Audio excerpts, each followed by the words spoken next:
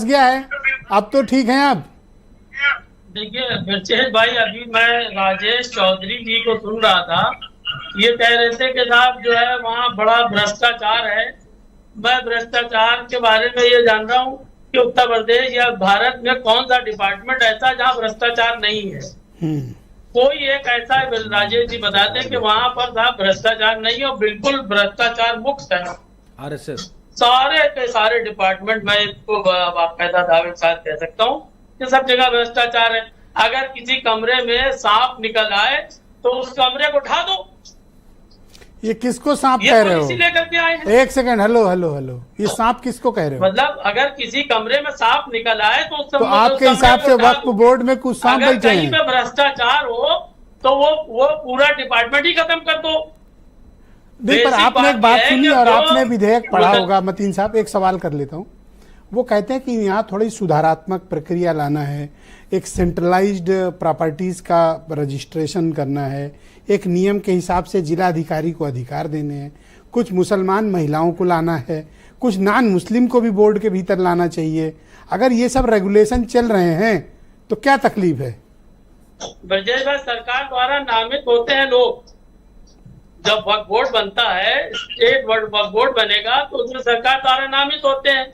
तो कभी किसी चेयरमैन ने किसी जी को ना भेजे, हम्म किसी ने विरोध किया हो तो बताते भैया, अगर नहीं भेज रहे तो सरकार भेज दे। तो आपको क्या लगता है कि ये जो ब्रजेश भाई, बेसिक बात यह है, मेरा जो कहने का मकसद है, ये जो भारतीय जनता पार्टी है, इसका बेसिक टारगेट ये है कि जो मुसलमानों के नाम से मुसलमानों की फलाह बहबूद के लिए उनके यतीम खाने, मदरसे, खानकाहें, दरगाहें, इबादत गाहों के को जनरेट करने के लिए जो असासे उनके बुजुर्ग अल्लाह के नाम छोड़ के गए हैं, उन पर इनकी निगाह है। उस पर ये हमला करना चाहते हैं, उसको खत्म करना चाहते हैं, तबाह बर्बाद करना चाहते पर हैं। ये तो आप सहमत हैं इस बात से कि चाहे शिया वक्फ बोर्ड हो या सुन्नी वक्फ बोर्ड हो, आपको लखनऊ में ऐसे तमाम उदाहरण, बल्कि कई बार आप भी मुझसे बता रहे थे कि कुछ मौलानाओं ने गिरोह बना रखा है, 2-3 मौलानाओं ने, और वो गिरोह बनाकर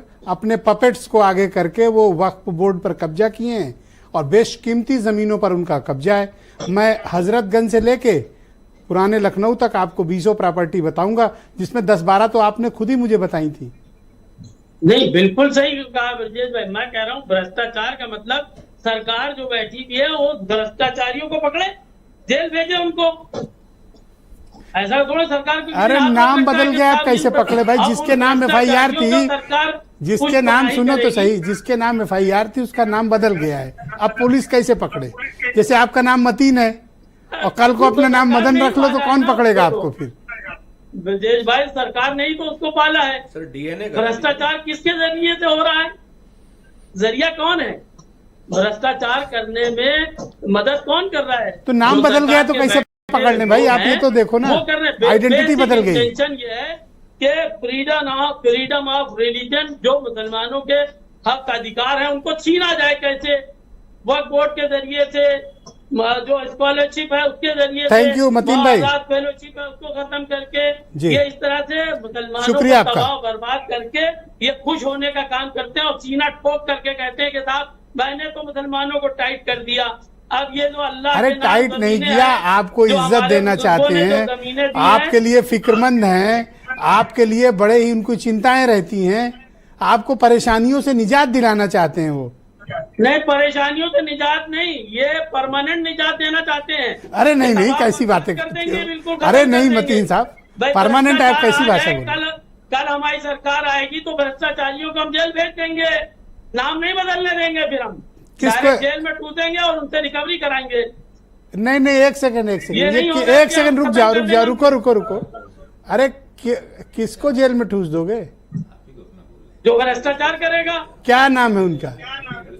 भाई उनका नाम अभी आप ही ने बताया। नहीं, मुझे नहीं पता, बोलो ना। और बहुत से लोग हैं। अरे मुझे नहीं पता, बोलो ना। लोग भ्रष्टाचार वक्त में करेंगे, अल्लाह की जमीन पर अल्लाह के नाम से जो प्रॉपर्टीज है उसमें आपके चक्कर में कोई पढ़ा तो जेल चला जाएगा, आपके चक्कर में कबूल लिया तो आप कैसी बात करते हो?